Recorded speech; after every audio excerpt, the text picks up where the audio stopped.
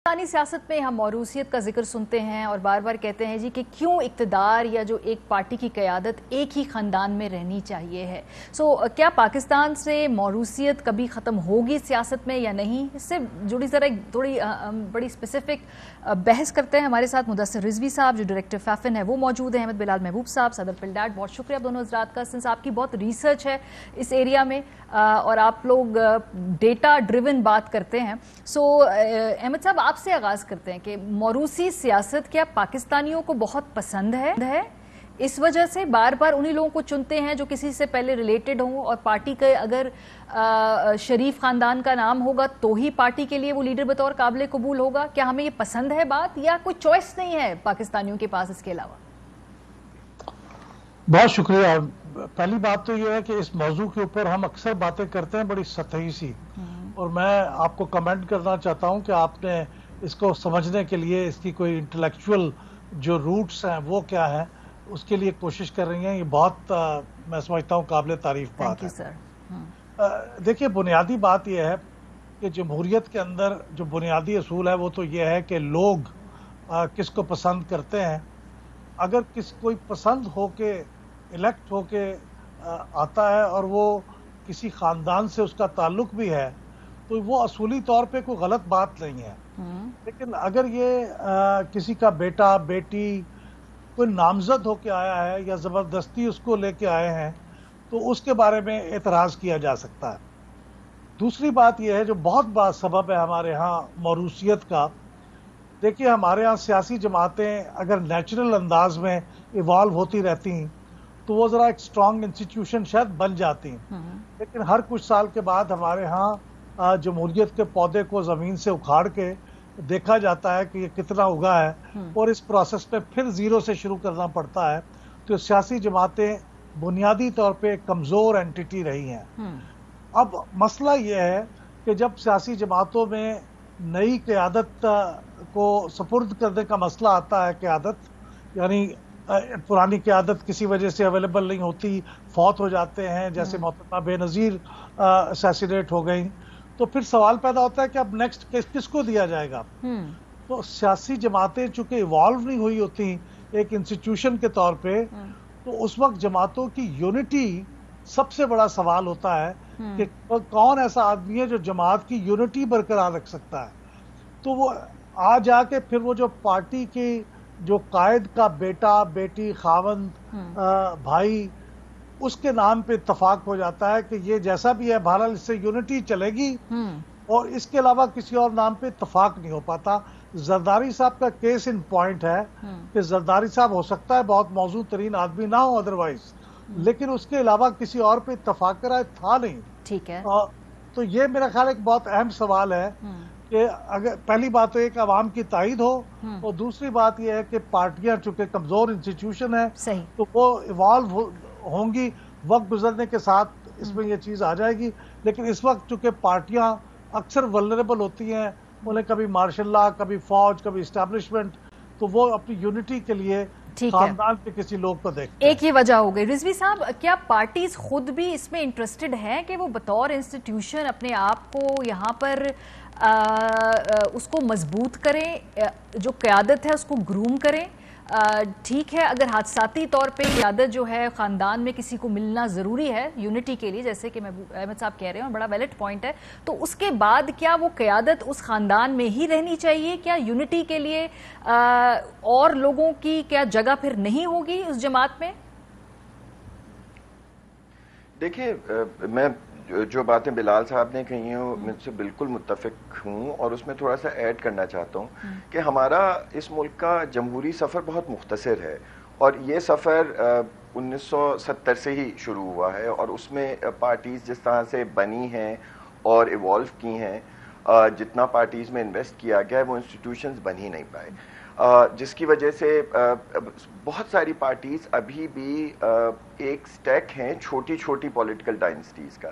یہی نہیں کہ پولیٹیکل ڈائنسٹی خالی پارٹی کی لیڈرشپ میں ایگزسٹ کرتی ہے, بلکہ چھوٹی چھوٹی پولیٹیکل ڈائنسٹیز مل کر, جن کو ہم الیکٹیبلز بھی کہہ دیتے ہیں, وہ ادھر چلے جاتے ہیں ادھر چلے جاتے ہیں, وہ مجموعہ ہے بہت ساری پولیٹیکل ڈائنسٹیز کی جو چھوٹے چھوٹے لیولز, چھوٹے علاقوں میں, ریجنز میں, ڈسٹرکٹس میں ایگزسٹ کر رہی ہیں, اور وہی لوگ مختلف پارٹیوں میں جوائن کرتے ہیں کیونکہ پارٹیز نے اپنی اسٹرکچر میں انویسٹ نہیں کیا گیا.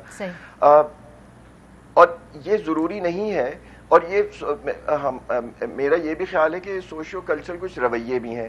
بہت سارے اس طرح کی مثالیں بھی ہیں کہ پولیٹیکل ورکرز آئے, اپنی محنت سے پارٹیوں میں آئے, لیکن وہ پولیٹیکل ڈائنسٹی بن گئی. اس قسم کی مثالیں پنڈی میں بھی ملتی ہیں, نوشہرہ میں بھی ملتی ہیں, اور شہروں میں بھی ملتی ہیں. ابھی جو بھنگو میں الیکشن ہوا, وہاں پی ٹی آئی کے کینڈیڈیٹ صاحب کا انتقال ہو گیا, ٹکٹ ان کے بیٹے کو دیا گیا اور وہ الیکشن جیت گئے. تو ضروری نہیں ہے کہ یہ کوئی زمین سے اس کا تعلق ہو, یا لینڈ ہولڈنگ سے اس کا تعلق ہو, یا پیسے سے اس کا تعلق ہو. جو مڈل کلاس کے لوگ آتے ہیں وہ بھی موروثی سیاست میں چلے جاتے ہیں, ان کے بیٹے, بھتیجے, بھانجے, بیٹیاں سیاست میں آ جاتی ہیں. اور لوگوں کا شاید یہ لوگ پریفر کرتے ہیں, جو آپ نے بات کی, کیا لوگ پریفر کرتے ہیں, شاید لوگ پریفر کرتے ہیں کیونکہ اسمبلی میں تو وہ ووٹ لے کے آتے ہیں. تو دونوں لیول پہ کام کرنے کی ضرورت ہے کہ پارٹیز کے اسٹرکچرز بنے لوکل لیول پہ, اور اتنی ورٹیکل موبلٹی پارٹی میں ہو کہ ایک ورکر پارٹی کا ہیڈ بھی بن سکے. اور کچھ پارٹیوں میں اس طرح کی ہمیں مثالیں پاکستان میں ہی ہیں, ملتی بھی ہیں. اور لوگوں میں بھی ایک پولیٹیکل اویئرنیس کی ضرورت ہے, اور وہ اسی وقت آ سکتی ہے جب پارٹیز موجود ہوں, گلی محلوں میں موجود ہوں, لوگوں کی سیاسی تربیت ہو. اور سیاسی تربیت کا کیونکہ بالکل رجحان ختم ہو گیا ہے, اب ٹویٹر سے میری آج کل سیاسی تربیت ہوتی ہے, یا یوٹیوب سے سیاسی تربیت ہوتی ہے, پارٹی سے تو وہ اور زیادہ ہم ایک بحرانی صورت میں جا رہے ہیں. یہ اسی سوال کو میں آگے بڑھانا چاہتی ہوں, کیونکہ ابھی ہم نے آئیڈینٹیفائی کیا ہے کہ ایشو کیا ہے.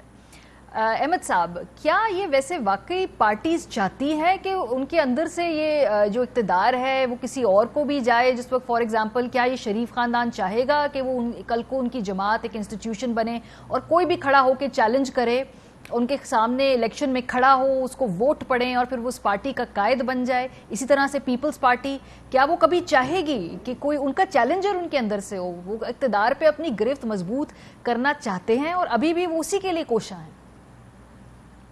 یہ بڑی ایک دلچسپ صورتحال ہے. آپ کا سوال بھی بہت دلچسپ ہے.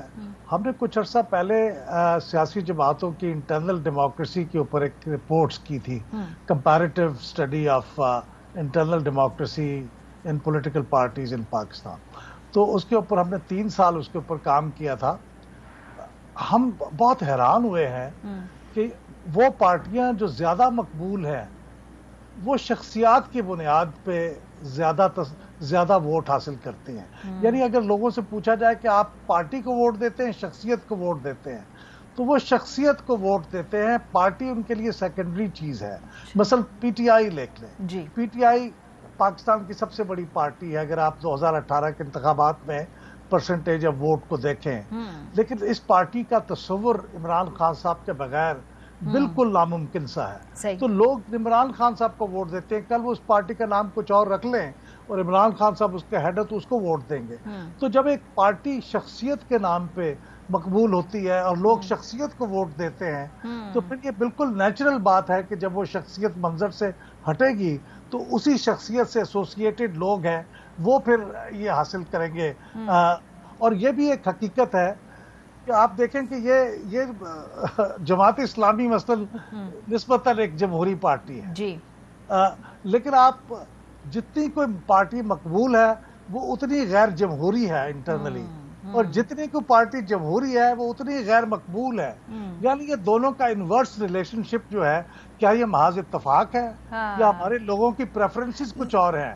یہ سوال ہے, یہی میں رضوی صاحب سے پوچھ سر, کیا لوگ اس لیے اس موروثیت کی طرف سیاست میں وہ اس کی طرف مائل ہوتے ہیں کہ ان کے پاس شاید ان کو لگتا ہے کہ یہ ہو ہی نہیں سکتا کہ کوئی کبھی چیلنجر ہو, یہ جو بڑے بڑے خاندان ہیں, جو پولیٹیکل ڈائنیسٹیز ہیں, ان کا چیلنجر ہو ہی نہیں سکتا, تو ٹھیک ہے جو ایک شخصیت ہے اس کے ساتھ ایسوسیٹ ہو جائے, اس کے بعد اس کی اولاد, یہی سٹیبلٹی ہے. یا پھر وہ اگر ان کو چوائس ملے گی کل کو تو وہ अपसेट कर सकते हैं, किसी और को वोट दे सकते हैं? देखिए, वोट तो अगेन लोगों का ही पड़ता है ना, चॉइस तो वोटर की है। और पार्टी का लीडरशिप अगर पार्टी की अपनी कमजोरी है और पार्टी के स्ट्रक्चर्स में से लीडरशिप नहीं आ रही और जो वर्कर है ऊपर ग्रेजुएट करके नहीं आ रहा और पार्टी की कमांड कुछ लोगों के या कुछ खानदानों के पास है, वो इलेक्शन तो एक ही हल्के से जीतते हैं ना।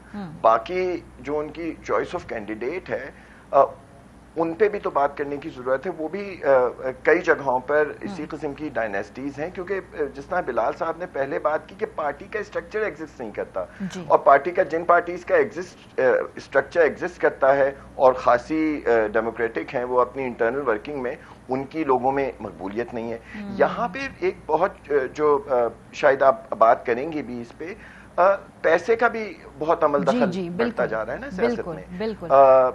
पैसा और डायनेस्टी मिलके इलेक्टोरल विन में तब्दील हो रही हैं। अगर हम ये एक लंबी बहस हो जाएगी कि टाइप ऑफ कैंडिडेट्स मुख्तलिफ पार्टियों के 2018 के इलेक्शन में अगर उस पर भी बहस करें तो हम ये देखेंगे कि अक्सर लोग जो हैं वो मनीड क्लास से आते हैं और उनके चांसेस ऑफ इलेक्टोरल विन ज्यादा हैं बनिस्बत ऐसे लोगों के जिनकी वो जो नॉमिनेशन पेपर में अपने एसेट स्टेटमेंट जमा कराते हैं, जिनके पास 5 मरले का घर डिक्लेयर करते हैं। वो लोग नहीं जीतते इलेक्शन क्योंकि उनके पास इलेक्शन लड़ने के पैसे नहीं होते। तो वो पैसा और डायनेस्टी मिलके शायद हमें देखने की जरूरत है। इंटरेस्टिंग।